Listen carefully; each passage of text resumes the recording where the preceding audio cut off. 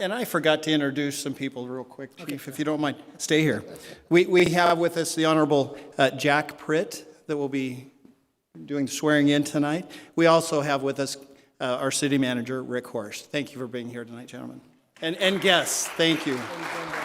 And there's Jen in the back, and Jen Brown, thank you. Thank you, Sergeant Kuzer. How awesome is this? Packed house, 3 promotions. That's what a family does. A family celebrates achievements together. And that's what we are as a police department. We're a family. And this is awesome. It really is. This is more than I expected. A lot of great people were in our process. Our candidates made the decision very, very hard. And it just shows the talent density that we have in the city of Maricopa, the great men and women that we have here in the city of Maricopa. And that is tremendous. I'll speak about the process real quick for the sergeants. The sergeants had to go through a multifaceted process, which was start off with a written exam. And I'm sure the family members are shaking their heads because all the hours and hours of preparation and training. And having taken these promotional exams, you need a good family to support you, because there's hours of preparation, there's insecurities, there uncertainty, and a lot of sleepless nights. So kudos to the families supporting our Maricopa family. We're all one big family. That's great. So there's written exam, then there's an oral interview. We did a peer examination, and then as a leadership team, we sat and we met and discussed all of the pros and cons about all the applicants. And I'm a big fan of Jim Collins' Good to Great. And there was something we posted on all. I wanted to share it with us because we have all our other officers here on 6. Collins writes about the 6 qualities of a great hire. The first one is the employee must share the core values of the organization. That is so important, to share the core values of this family here. The second one is they have to recognize, and this is so true in police work, that's why I love this, they have to recognize they don't have a job, they have a responsibility. Police officers, police sergeants, police commanders have the responsibility of the safety of our community.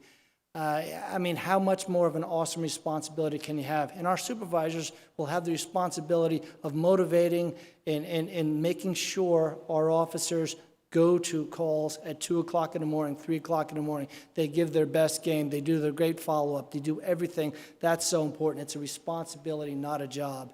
And the day you start looking at it as a job and a task, you've kind of lost your way, and you need to get back that it's a responsibility. 3, they do what they're saying they're going to do. They have commitment. They follow through. Collins talks about relentless follow-up. That's what we need from our supervisors as a department, relentless follow-up. If that's your burglary and you're the victim, you're going to want relentless follow-up. You're going to want that case solved because your privacy has been violated. That is so huge in our profession. The right people don't have to be tightly managed because they're self-motivated, they're self-disciplined, they're self-driven, they're self-learners. And that's what I expect from our supervisors, to embrace those components of being a self-learner, self-driven. You really have to be motivated. There's a lot of demands on being a supervisor, and that's where it's all about. The right person has to have passion for a profession. None of us would be in this profession if it wasn't for passion. The passion to help people, the passion to make a difference, the passion to go home and say, honey, I saved a human life today. How amazing is that? That's a rare opportunity we have in this profession to do that. And the last one is to possess a window and mirror maturity. That's important. In the police profession, we're not we don't pat ourselves on the back. We do this job for the humbleness of the job. And a good supervisor needs to look out in a window and celebrate, blame the success of the squad on their squad mates. But also when things go wrong, they have to have that mirror maturity where they have to look in the mirror and say, how could I have done this better? Am I the best supervisor I possibly can be for my squad, for my department, for my community? So that's huge. I think if we embrace those tenets, those traits, Jim Collins wrote in his book, that book's probably 20 years old, but it's applicable in all walks of life. So one at a time, we'll start talking about these applicants, these promotions, and then what we'll do is we'll have the honor swear them in, and then the significant other will come up and pin the badge on them one by one. We'll start with Commander Steve Judd. Steve, I feel a little sorry for you. You're taking my old job as support commander, which is kind of like drinking from a fire hose 10 hours a day. But once again, there is no more qualified person. Steve Judd brings 25 years of police service. He brings institutional knowledge. He was one of the founding members of this department back in 2007. He's held almost every job in our department.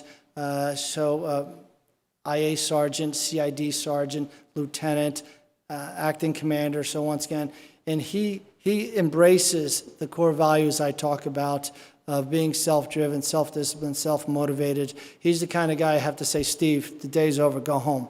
He is that driven, and once he has my complete confidence, and I know you're doing an awesome job. So, round of applause for Steve.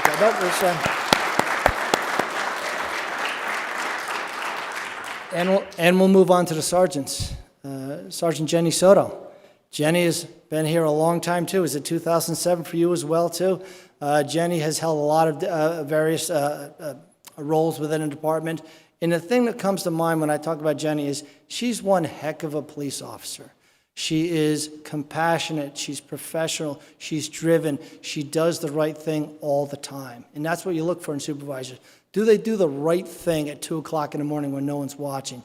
And Jenny has. She's been part of our policy review committee, basically everything. And I love her candid feedback she gives. She'll tell you what she thinks, but she tells you what she thinks in the best interest of the department. And that is huge. So Jenny has my complete support. I know she'll do an awesome job, and I'm so proud of you. And give it up for Jenny.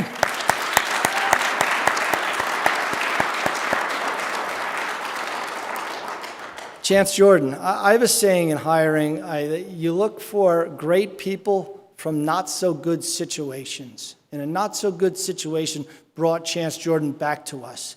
He was he worked 5 years, 2007, 2011, you were here? 2000? Okay, 3 the first time. And Chance elevated himself all the way up to commander to Gila River Police Department. They had some restructuring there, and he fell into our laps. And Chance has a ton of skills, a ton of experience, great guy. He also encompasses what Collins talks about in self-driven, self-passion. And passion is important. I think everyone in this room would equate passion with Chance Jordan, because nothing great happens without passion. And you have the passion, and once again, the talent that's sitting in front of me with these 3 individuals, I couldn't be happier. You have my full support. So, all right, I guess we're ready for the badge pinning. And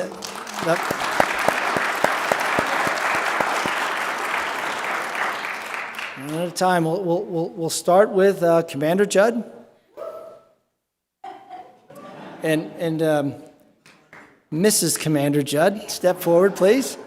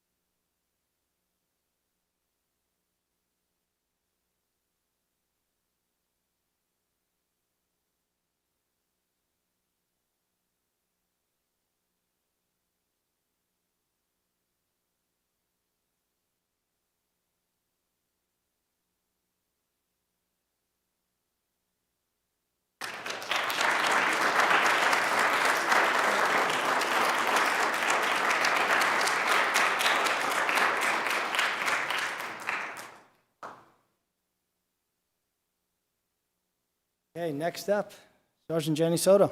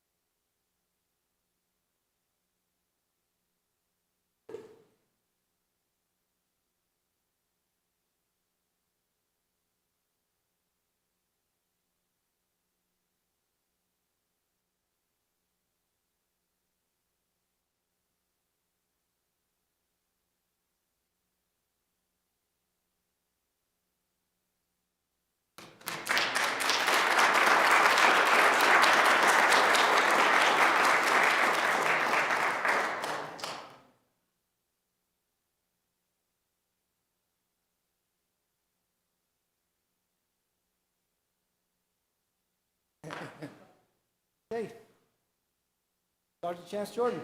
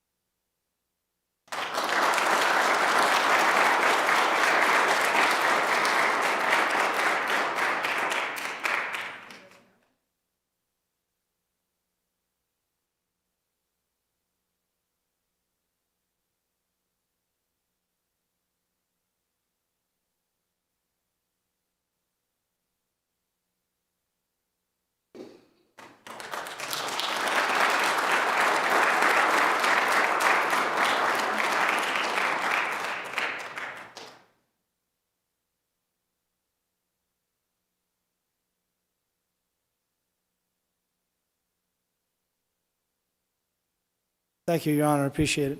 Appreciate you coming out for us. Appreciate all the officers coming out to support. That's what a family does. We support each other. We take care of each other, and build that cohesiveness. That's great. And our volunteers, you guys are the ambassadors of this department. You're always here. You're always supporting us. You always dedicate your time to us, and we're forever grateful for you guys. So once again, that concludes the ceremony. Once again, congratulations to the three promotees. It's an excellent start. As supervisors, as we know, we're not allowed to have a bad day. We always have to put our best face on every day because our troops depend upon us. So once again, I'll depend upon you guys will depend upon me, and that's how family works together. So once again, thank you. And there's some treats in the back. I appreciate everyone's time. Thank you.